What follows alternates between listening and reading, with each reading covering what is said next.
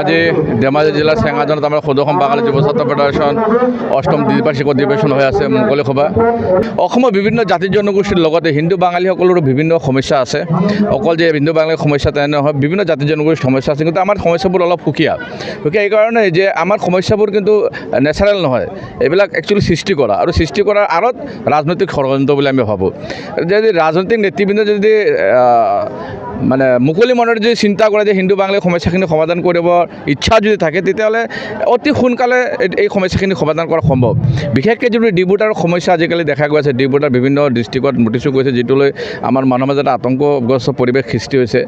আজি আপোনালোকে জানে IMDT এক্ট যেতিয়া বাতিল হৈছিল, তেতিয়া সুপ্ৰিম কোৰ্টে যিটো ভাৰ্ডিক্ট দিছিল যে ইমিগ্ৰেশ্যন এক্সপাৰ্চন এক্ট ফ্ৰম 1950, য'ত কোৱা আছিল যে হিন্দু মানুহখিনিক শ্বেল্টাৰ দিব লাগে নাগৰিকত্বৰ কাৰণে।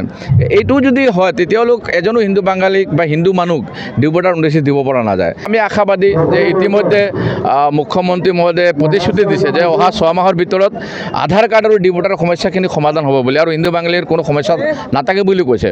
গতিকে আমি ভাবোঁ নিশ্চয় তেওঁৰ প্ৰতি বাঙালী জনসাধাৰণৰ আস্থা আৰু বিশ্বাস এইটো প্ৰমাণ হৈছে। এই সমস্যাখিনি সমাধান হোৱাৰ ক্ষেত্ৰত তেওঁলোকে বিজেপি দলো চিন্তা কৰা উচিত। এই যিখন নিৰ্বাচন, লোকসভা নিৰ্বাচন গৈছে, আপোনালোকে যে চাই অসমত সকলো জাতি জনগোষ্ঠীয়ে বিজেপিক ভিৰ দিছে, এই কথাখিনি সঁচা, কিন্তু আটাইতকৈ বেছি যদি ভোটিং পাৰ্চেণ্টেজ যদি চোৱা যায়, হিন্দু বাঙালী অঞ্চলত চাব 95% ভোট বিজেপি পাইছে। তাৰমানে আমি এইটো নদী ক'ব পাৰোঁ যে অসমত যি 11জন বিজেপি সাংসদ জয়ী হৈছে, তাত আটাইতকৈ ডাঙৰ হৰিয়ানা আছে কিন্তু হিন্দু বাঙালী। গতিকে চবতকৈ বেছি ডিপ্ৰাইভ কমিউনিটি অসমত হিন্দু বাঙালী। আমি কিন্তু বিজেপি দলক বহুত দিছোঁ, কিন্তু আমি ৰিটাৰ্ণ একো পোৱা নাই আজিলৈকে। সকলো জাতি জনগোষ্ঠীৰ অলপ অলপ সমস্যা সমাধান হোৱাত আমি পৰিলক্ষিত হৈছে, কিন্তু হিন্দু বাঙালী এটা সমস্যা, জাতীয় সমস্যা আজিলৈকে সমাধান হোৱা নাই। মুখ্যমন্ত্ৰীৰ নেতৃত্বত আমি ৰিটাৰ্ণখিনি পাম যাতে আমাৰ জাতীয় সমস্যা সমাধান নহয়। যদি আমাৰ জাতীয় সমস্যাবোৰ সমাধান নহয়, নিশ্চয় অহা 6 মাহৰ পিছত বাঙালী যুৱ ছাত্ৰ ফেডাৰেশ্যনে অসমত থকা বিভিন্ন বাঙালী জাতীয় সংগঠন, বাঙালী নেতৃবৃন্দ, বুদ্ধিজীৱীৰ লগত লৈ আমি আমাৰ পৰিকল্পনা মাফিক আমাৰ আন্দোলন আমি আৰম্ভ কৰিম। আমি এই কথা অলপ আগতে ক'লোঁ যে মুখ্যমন্ত্ৰীয়ে মধ্যে প্ৰতিশ্ৰুতি দিছে তেওঁলোকে, বা আমাৰ প্ৰতিনিধি দলৰ লগতে প্ৰতিশ্ৰুতি দিছে, কিন্তু যিটো Dibrugarh notice actually declare foreigner notice আহিছে, তেওঁলোকক এক্স পাৰ্টি বুলি তেওঁলোকক দিয়া হৈছে। বহুতক হয়তো এক্স পাৰ্টি যিটো এইটো আচলতে যিসকলৰ নামত এক্স পাৰ্টি কৰা হৈছে, তেওঁলোকক আত্মপক্ষ তেওঁলোকৰ ডকুমেণ্টখিনি শ্ব' কৰাৰ কাৰণে সুযোগেই পোৱা নাই। সেইকাৰণে এই প্ৰচেছটো সম্পূৰ্ণ ভুল। আমি কৈছোঁ যে 99% ডিক্লেয়াৰ ফৰেনাৰেই হওক, ডিব্ৰুগড়ক তেওঁলোকে জেনুইন ইণ্ডিয়ান, তেওঁলোকক যিহেতু আত্মপক্ষ তেওঁলোকে সুযোগ দিয়া নাই, সেইকাৰণে তেওঁলোকে এক্স পাৰ্টি বুলি কোৱা হৈছে। আমি কৈছোঁ যে আমি আশাবাদী এই যিটো চক্ৰান্ত চলিছে, হয় মুখ্যমন্ত্ৰীক এণ্ডাৰত ৰাখি তেওঁলোকে কৰা হৈছে, নতুবা আমাৰ লগত প্ৰতাৰণা কৰা হৈছে। আমি তাৰপিছত আমি আত্মবিশ্বাসী যে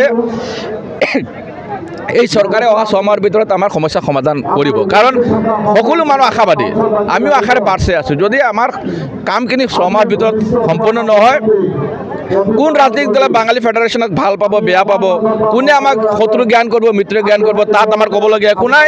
আমি আমাৰ জাতিৰ কাৰণে কাম কৰি আছোঁ, আমি আমাৰ অসমৰ কাৰণে কাম কৰি আছোঁ। গতিকে আমাৰ লক্ষ্য যিটো আছে আমাৰ জাতিক প্ৰটেকশ্যন দিয়া। ইয়াত কোন কমিউনিটিৰ হয়, কোন কাষ্টৰ হয়, এইটো কথা নহয়। বাঙালী মানে বাঙালী। বাঙালীৰ কাৰণে বাঙালী যুৱ ছাত্ৰ ফেডাৰেশ্যন প্ৰস্তুত আছে তেজ দিবলৈ, যিকোনো ধৰণৰ সংগ্ৰাম কৰিবলৈ।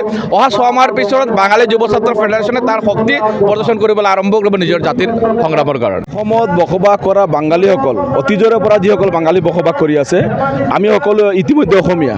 গতিকে সেইটো হিচাপে ৰাজ্য চৰকাৰে এতিয়া আমি দেখিবলৈ পাইছোঁ, বিগত 10টা বছৰত মাননীয় মুখ্যমন্ত্ৰী মহোদয়ে যি প্ৰতিশ্ৰুতি দিছিলে, সেইটো এটা ভুৱা প্ৰতিশ্ৰুতি।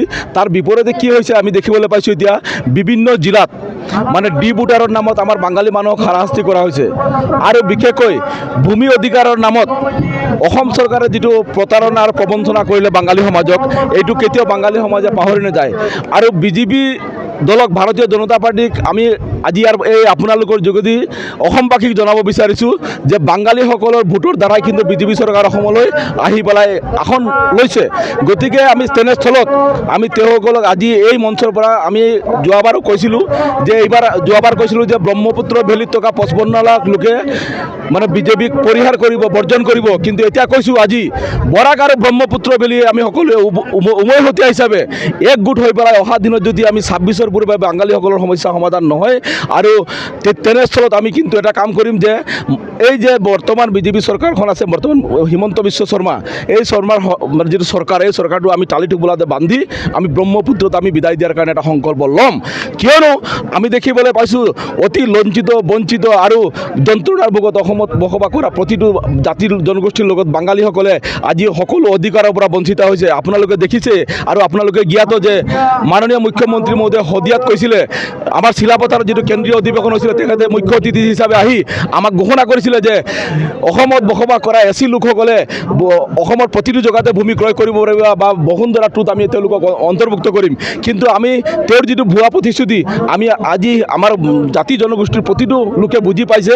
গতিকে তেনে যদি আহি থকা দিনত তেখেতে এই এনেধৰণৰ মানে আমাক বক্তব্যৰে আমাক মানে বিপদে পৰিচালিত কৰিব বিচাৰে, আমি বাঙালী যুৱ ছাত্ৰ ফেডাৰেশ্যন বৰাক ব্ৰহ্মপুত্ৰ বেলি একেলগে মানে মিলিত হৈ এইবাৰ বিজেপি চৰকাৰক বিশেষভাৱে আমি বিদায় দিয়াৰ এটা প্ৰতিশ্ৰুতি ল'ম। আৰু আমি আজি এই চৰকাৰক সকীয়াই দিছোঁ অনাগত দিনত যে বাঙালীক যিটো মানে ভুৱা প্ৰতিশ্ৰুতি দি যে ৰাজ দখল গদ্দি দখল কৰিছে বিজেপি চৰকাৰে, তেওঁলোকে যাতে আৰু সপোন ল'ব নালাগে। আহি থকা দিনত আমাৰ মানুহখিনি সজাগ হৈছে, ৰাইজ সজাগ হৈছে যে এই মানে যি চৰকাৰ বৰ্তমানৰ চৰকাৰ আছে, এই চৰকাৰক মানে উফৰাই পেলাবৰ কাৰণে এটা চিন্তা কৰিছে যদি আমি অধিকাৰৰ পৰা বঞ্চিত হওঁ, আমাৰ সমস্যাবিলাক 26ৰ পূৰ্বে সমাধান নকৰে।